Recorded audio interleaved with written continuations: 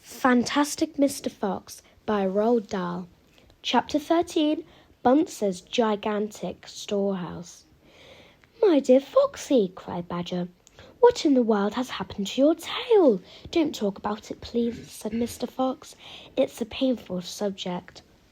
They were digging a new tunnel. They had dug in silence. Badger was a great digger, and the tunnel went forward at a terrific pace now that he was lending a paw.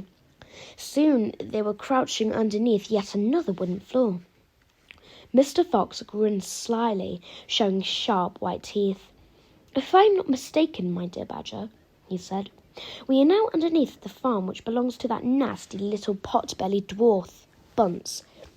We are, in fact, directly underneath the more interesting part of that farm."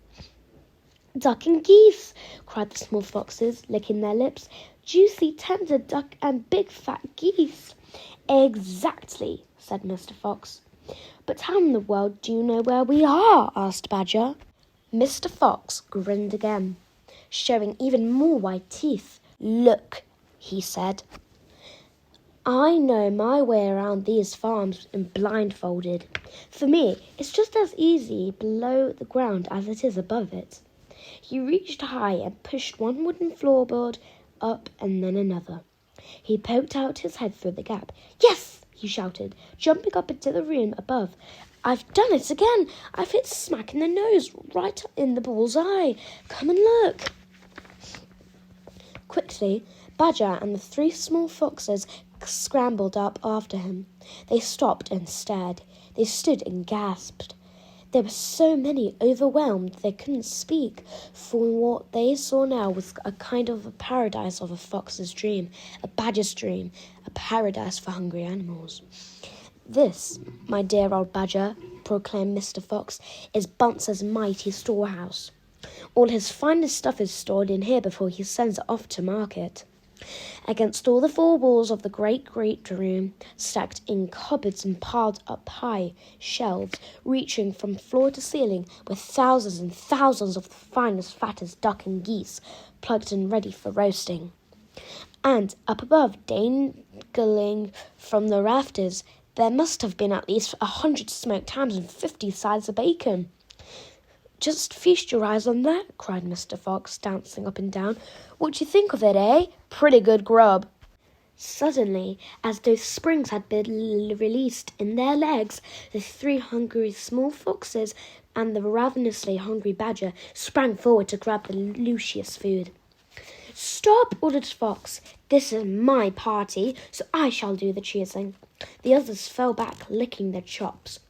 Mr. Fox began prowling around the storehouse, examining the glorious display with an expert eye. A thread of saliva slid down one side of his jaw and hung suspended in midair, then snapped. "We mustn't overdo it," he said. "Mustn't give the game away. Mustn't let them know we've been up to. We must be neat and tidy and take just a few of the choicest morsels. So, to start with, we shall have 4 plump young ducks." He took them from the shelf. "Oh, how lovely and fat they are! No wonder Bunce gets a special price in the market." "All right, Badger, lend me a hand to get them down. You children can help as well. There we go. Goodness me, look how your mouths are watering. And now, I think we'd better have a few geese. 3 will be quite enough. We'll take the biggest. Oh my, you'll never see finer geese than these in a king's kitchen. Gently does it, that's the way. And what about a couple of nice smoked hams? I adore smoked ham, don't you, Badger? Fetch me the step ladder, will you, please?" Mr. Fox climbed up the ladder and handed down the magnificent 3 hams. "And do you like bacon, Badger?" "I'm mad about bacon," cried Badger, dancing with excitement. "Let's have a side of bacon, that big one up there." "And carrots, Dad," said the 3 small foxes. "We must take some of those carrots." "Don't be a twerp," said Mr. Fox. "You know we never ate things like that." "It's not for us, Dad. It's for the rabbits. They only eat vegetables." "My goodness me, all right," cried Mr. Fox. "What a thoughtful little fellow you are. Take 10 bunches of carrots." Soon, all this lovely loot was lying in a neat heap upon the floor. The small foxes crouched close, their noses twitching, their eyes shining like stars. "And now," said Mr. Fox, "we shall have to borrow from our friend Bunce 2 of those useful push-carts over in the corner." He and Badger fetched the push-carts, and the duck and geese and hams and bacon were loaded onto them. Quickly, the push-carts were lowered through the hole, and the smallest fox held the bunches of carrots. The animals slid down after them. Perched in the tunnel, Mr. Fox again pulled the floorboards very carefully into place so that no one could see they had been moved. "My darlings," he said, pointing to 2 of the 3 small foxes, "take a cart each, run back as fast as you can to your mother. Give her my love and tell her we are having guests for dinner, the badgers, the moles, the rabbits, and the weasels. Tell her it must be a truly great feast, and tell her the rest of us will be home as soon as we've done one more job." "Yes, Dad, right away, Dad," they answered, and they grabbed a trolley and each went running off down the tunnel.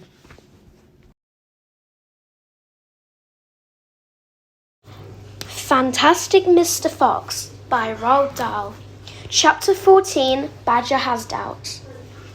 "Just one more visit," cried Mr. Fox. "And I bet I know where that will be," said the only small fox now left. He was the smallest fox of them all. "Where?" asked Badger. "Well," said the smallest fox, "we've been to Bogus and we've been to Buns, but we haven't been to Bean. It must be Bean."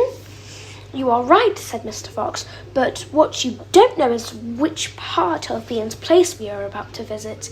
"Which?" they both said together. "Aha!" said Mr. Fox. "Just you wait and see."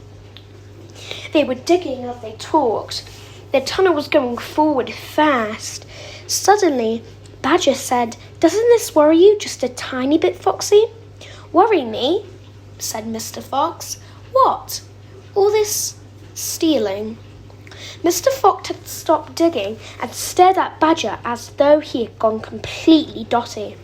"My dear old furry frump," he said, "do you know anyone in the whole world who wouldn't swipe a few chickens if his children were starving to death?"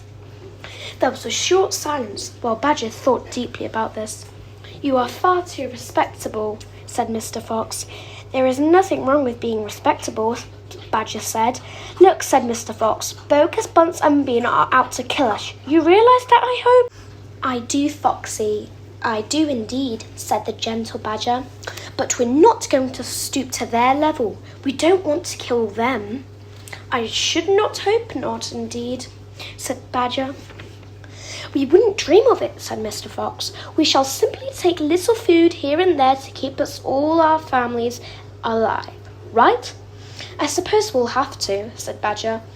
"If they want to be horrible, let them," said Mr. Fox. "We down here are decent, peace-loving people." Badger laid his head on one side and smiled at Mr. Fox. "Foxy," he said, "I love you." "Thank you," said Mr. Fox. "And now let's get on with the digging." 5 minutes later, Badger's front paws hit against something flat and hard again. "What on earth is this?" he said. "It looks like a solid stone wall." He and Mr. Fox scraped away the soil. It was a wall, but it was built in bricks, not stones. The wall was right in front of them, blocking their way. "Now who in the world would build a wall under the ground?" said Badger. "Very simple," said Mr. Fox. "It is the wall of an underground room, and if I am not mistaken, it is exactly what I'm looking for."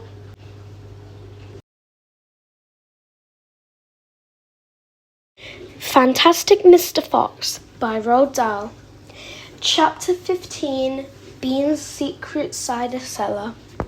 Mr. Fox examined the wall very carefully. He saw that cement between the bricks was an old and crumbly, so he loosened a brick without much trouble and pulled it away. Suddenly, out from the hole where the brick had been, there popped a small, sharp face with whiskers. "Go away!" it snapped. "You can't come in here. It's private." "Good Lord," said Badger. "It's a rat." "You saucy beast," said Mr. Fox. "I should have guessed we'd find you down here somewhere." "Go away!" shrieked the rat. "Go on, beat it. This is my private pitch." "Shut up," said Mr. Fox. I will not shut up, shrieked the rat. This is my place. I got here first. Mr. Fox gave a brilliant smile, flashing his white teeth. My dear rat, he said softly, I am a hungry fellow, and if you don't hop it quickly, I shall eat you up in one gulp. That did it. The rat popped back, fast out of sight. Mr. Fox laughed and began pulling more bricks out of the wall. When he had made a biggish wall, he crept through it. Badger and the smallest fox followed him. They found themselves in a vast, damp, gloomy cellar. This is it, cried Mr. Fox. This is what? Cried Badger. This place is empty. Where are the turkeys? Asked the small fox, starting in the gloom. I thought Bean was a turkey man. He is a turkey man, said Mr. Fox, but we're not after turkeys now. We've got plenty of food. Then what do we need, Dad? Take a good look around, said Mr. Fox. Don't you see anything that interests you? Badger and the smallest fox peered into the half-darkness. As their eyes became accustomed to the half-gloom, they began to see what looked like a whole lot of big glass jars standing upon the shelves around the walls. They went closer. They were jars. There were hundreds of them, and upon each one was written in the words C-I-D-E-R. Cider! The small fox leapt up in the high air. Oh, Dad, he cried out, look what we found, it's cider! Exactly, said Mr. Fox. Tremendous, shouted Badger.